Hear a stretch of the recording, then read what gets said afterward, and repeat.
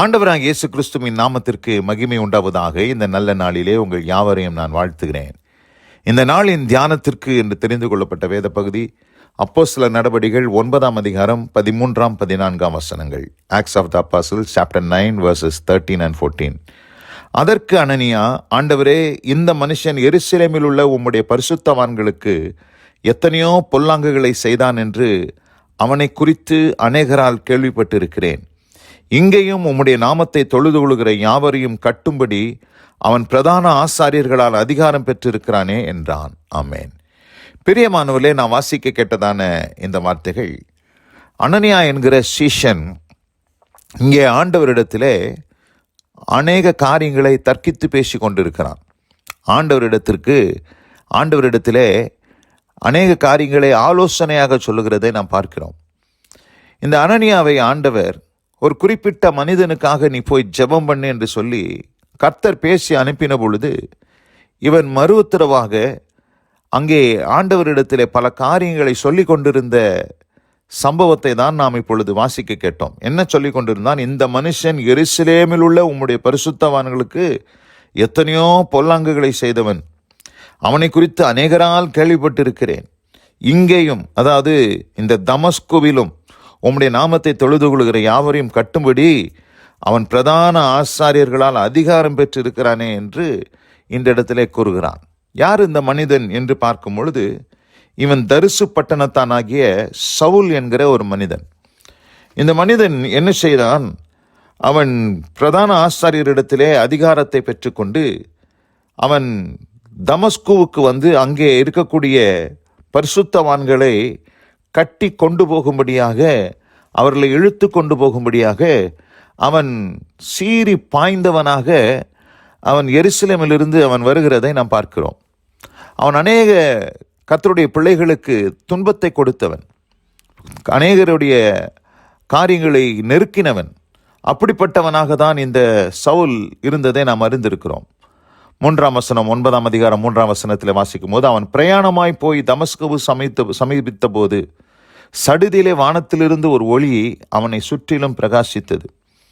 அவன் பிரயாணமாய் போய் கொண்டிருக்கிற வேளையிலே தமஸ்குவுக்கு சமீபித்த போது சடுதியிலே வானத்திலிருந்து ஒரு ஒளி அவனை சுற்றிலும் பிரகாசித்தது.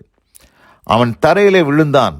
அப்பொழுது, சவுலே, சவுலே, நீ என்னை ஏன் துன்பப்படுத்துகிறாய் என்று தன்னுடனே சொல்லுகிற ஒரு சத்தத்தை கேட்டான். அதற்கு அவன், ஆண்டவரே, நீர் யார் என்றான். அதற்கு கர்த்தர், நீ துன்பப்படுத்துகிற இயேசு நானே, முள்ளில் உதைக்கிறது உனக்கு கடினமாம் என்று சொல்லி அவனிடத்திலே ஆண்டவர் பேசின வார்த்தைகளை நாம் அறிந்திருக்கிறோம். இப்படி ஆண்டவர் பேசி அவன் நடுநடுங்கி திகைத்து, ஆண்டவரே, நான் என்ன செய்ய சித்தமாக இருக்கிறீர் என்று சொல்லி அவன் எழுந்து பட்டணத்துக்குள்ளே ஆண்டவர் அவனை போ என்று சொன்னார். நீ செய்ய வேண்டியது அங்கே உனக்கு சொல்லப்படும் என்று சொன்னார். அப்பொழுது சவுல் தரையிலிருந்து எழுந்து தன் கண்களை திறந்தபோது ஒருவரையும் காணவில்லை. அப்பொழுது கைலாகு கொடுத்து அவனை தமஸ்குவுக்கு கூட்டி கொண்டு போனார்கள். அவன் 3 நாள் பார்வை இல்லாதவனாய் புசியாமலும் குடியாமலும் இருந்தான். இந்த சூழ்நிலையில தான் ஆண்டவர் அனனியாவை, நீ போய் அவனுக்காக ஜெபம் பண்ணு, அவன் பார்வை அடையும்படி நீ ஜெபம் பண்ணு என்று ஆண்டவர் சொல்லும் பொழுது, இந்த இடத்துல அனனியா இந்த மனுஷன் எப்படிப்பட்டவன், எவ்வளவு பொல்லாதவன், எப்படிப்பட்ட கொடியவன் என்று சொல்லி அவனை குறித்து பல காரியங்களை ஆண்டவருக்கே ஆலோசனை சொல்லி கொண்டிருந்த ஒரு சம்பவத்தை தான் நாம் 13, 14 வசனங்களிலே வாசித்தோம். ஆனால் இங்கே ஏற்கனவே ஆண்டவர் தம்முடைய திட்டத்தின்படி சவுல் என்கிற வாலிபன் அங்கே அவன் புசியாமலும் குடியாமலும் இருந்தது மாத்திரமல்ல, அவன் என்ன செய்து கொண்டிருந்தான் என்று நாம் பார்க்கும் பொழுது 11ஆம் வசனத்திலே அங்கே போடப்பட்டிருக்கு. அப்பொழுது கர்த்தர், நீ எழுந்து நேர்த்தெருவு என்னப்பட்ட தெருவுக்கு போய் யூதாவின் வீட்டிலே தரிசு பட்டணத்தானாகிய சவுல் என்னும் பேருள்ள ஒருவனை தேடு, அவன் இப்பொழுது ஜெபம் பண்ணுகிறான் என்று ஆண்டவர் சொல்லி அனுப்புகிறார். அப்போ பாருங்க, ஆண்டவர் அவன் இப்பொழுது ஜெபம் பண்ணுகிறான். இதுதான் நம்ம பார்க்க வேண்டிய மிக முக்கியமான காரியம். நம்ம அநேக நேரத்தில் இந்த அனனியாவை போல பழைய காரியங்களை தான் நாம் பேசி கொண்டிருக்கிறோம். ஆண்டவருக்கே நம்ம ஆலோசனை சொல்கிறோம். இப்படி ஆண்டவரே, அப்படி ஆண்டவரே, அவன் மோசமானவன் ஆண்டவரே, அந்த மோசமான குடும்ப ஆண்டவரே, அந்த சகோதரன் அப்படிப்பட்டவன், அந்த சகோதரி அப்படிப்பட்டவ என்று சொல்லி பல காரியங்களை நாம் சொல்லி கொண்டிருக்கலாம். ஆனால் நமக்கு தெரியாது, ஒரே ராத்திரியில், ஒரே இரவில், ஒரே நாளில் ஒரு பாவியாக இருக்கக்கூடியவன் மனம் திரும்புவதற்கு ஏது உண்டு என்பதை நாம் புரிந்து கொள்ள வேண்டும். இங்கே கொலை செய்யும்படி, சீஷர்களை நெருக்கும்படி, கட்டி கொண்டு போகும்படி அங்கே ஒரு சீறி கொண்டு வந்தவன் இந்த சவுல் என்கிற வாலிபன். ஆனால் அங்கே பார்க்கும் பொழுது அவன் தரையிலே விழுந்து ஆண்டவரிடத்திலே நான் என்ன செய்ய சித்தமாக இருக்கிறேன் என்று சொல்லி தன் வாழ்க்கையை ஆண்டவருடைய பாதத்திலே சமர்ப்பித்தவனாக, கைலாகு தேடி 3 நாள் பார்வை இல்லாதவனாய், புசியாமலும் குடியாமலும் அவன் ஜெபம் பண்ணி கொண்டு இருக்கிறான். ஜெபம் பண்ணி கொண்டு இருக்கிறதை நாம் இங்கே பார்க்கிறோம். அப்போ ஆண்டவர் யார் என்பதை அவன் அறிந்து கொண்டான். நீ துன்பப்படுத்துகிற இயேசு நானே என்று சொல்லி ஆண்டவர் தம்மை வெளிப்படுத்தினார். அந்த வெளிச்சத்தை அவன் கண்டு கண் பார்வை இல்லாதவனாக 3 நாள் அவன் ஜெபம் பண்ணி கொண்டிருந்த வேளையில தான் இங்கே அனனியாவை கர்த்தர் அனுப்புகிறார். ஆனால் அனனியா பல காரியங்களை சொல்லி தாமதித்து கொண்டிருந்த பொழுது ஆண்டவர் என்ன சொல்லுகிறார்? 15ஆம் வசனத்தில், அதற்கு கர்த்தர், நீ போ, அவன் புறஜாதிகளுக்கும் ராஜாக்களுக்கும் இஸ்ரவேல் புத்திரருக்கும் என்னுடைய நாமத்தை அறிவிக்கிறதற்காக நான் தெரிந்து கொண்ட பாத்திரமாய் இருக்கிறான் என்று ஆண்டவர் அவனிடத்திலே கட்டளை கொடுத்த பிற்பாடு தான் அனனியா பெறப்பட்டு போகிறார். பிரியமானவர்களே, இந்த அருமையான இந்த நல்ல நாளில் கூட நம்முடைய வாழ்க்கையில் கூட நாம் அநேக நேரத்தில் சில மனிதர்களை தவறாக கணக்கு போட்டு வைத்து விடுகிறோம். அவர்கள் அப்படி இருந்தார்கள், இப்படி இருந்தார்கள் என்று பழைய வாழ்க்கை குறித்தே பேசி அவர்களுடைய நிகழ்காலத்திலும் அவர்களை குறித்து நமக்கு ஒரு தவறான கருத்து நம்முடைய இருதயங்களிலே உண்டாகி விடுகிறதை நாம் அறிந்திருக்கிறோம். அவர்களை பார்க்கும் பொழுதெல்லாம் அவருடைய பழைய நிலைமையை தான் நாம் யோசித்து பார்க்கிறோமே ஒழிய இன்றைக்கு அவர்கள் எப்படி இருக்கிறார்கள் என்கிற காரியத்தை குறித்து நாம் யோசிப்பதற்கு நம்முடைய சிந்தையிலே எண்ணங்கள் இல்லை. ஆனால் கர்த்தருடைய பார்வையிலே ஒரு மனிதன் எப்பொழுது மாறி இருக்கிறான், எப்பொழுது அவன் மாற்றப்பட்டு இருக்கிறான் என்பதை கர்த்தர் ஒருவருக்கு தான் தெரியும், நமக்கு தெரியாது. அநேக நேரத்தில் சபைக்குள்ளே கூட பார்க்கும்போது சிலரை பார்க்குறோம், சிலர் ஆராதிக்கிறாங்க, நல்லா ஆராதிக்கிறாங்க, அவங்க ஆவியில் நிறைஞ்சு ஜெபம் பண்ணுறாங்க. ஆனால் அதை பார்க்குற இன்னொருவன் என்ன சொல்கிறான்? இவன் பார்த்தீங்கன்னா மோசமான ஆள், இவன் இப்படிப்பட்டவன் அப்படிப்பட்டவன், இன்றைக்கி கர்த்தரை ஆராதிக்கிறான், ரொம்ப ஆவியில் நிறைஞ்சு ஜெபம் பண்ணுறான் என்று சொல்லி அவனை குறித்து தவறான சில கருத்துக்களை சொல்லி கொண்டிருக்கலாம். ஆனால் அவன் மோசமான வாழ்க்கை வாழ்ந்தது உண்மைதான்.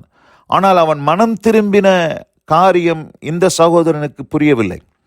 அவன் மனம் திரும்பி தேவனிடத்திலே ஒப்புரவாகி அவன் கர்த்தரிடத்திலே அவன் தன்னுடைய காரியங்களெல்லாம் ஒப்புவித்து பாவ அறிக்கை செய்து அவன் மனம் திரும்பி அவன் ஒரு நல்ல நிலைக்குள் அவன் இருக்கிறான் என்பதை, ஆவிக்குரிய வாழ்க்கையை நிதானிக்க முடியாத சிலர் இன்றைக்கு பழைய காரியங்களையே பேசி கொண்டிருக்கிறதை நாம் பார்க்கிறோம்.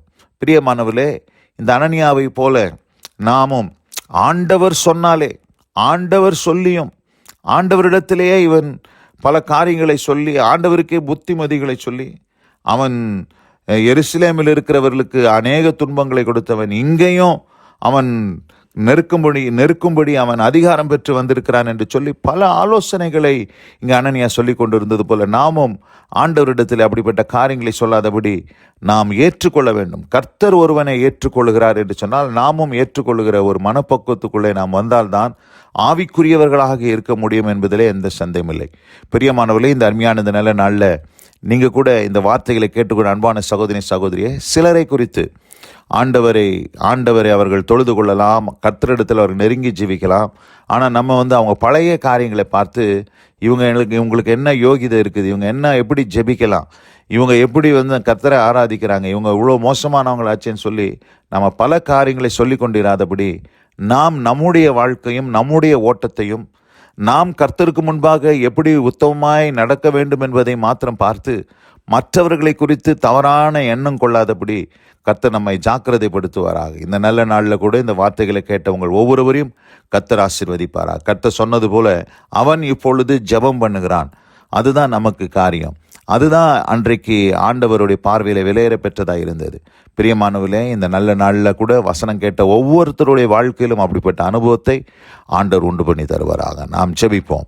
எங்களை அதிகமாய் நேசிக்கிற எங்கள் அன்பின் பரலோக பிதாவே, நாங்கள் தியானிக்க கேட்ட இந்த வார்த்தையின்படி அனனியா என்கிற சீஷன் ஆண்டவர் அவனிடத்தில் சொன்ன பொழுது உடனடியாக கீழ்ப்படிய தாமதித்து அவன் பேசி கொண்டிருந்த விதத்தை நாங்கள் தியானிக்க கர்த்தர் கிருபை செய்தீர்.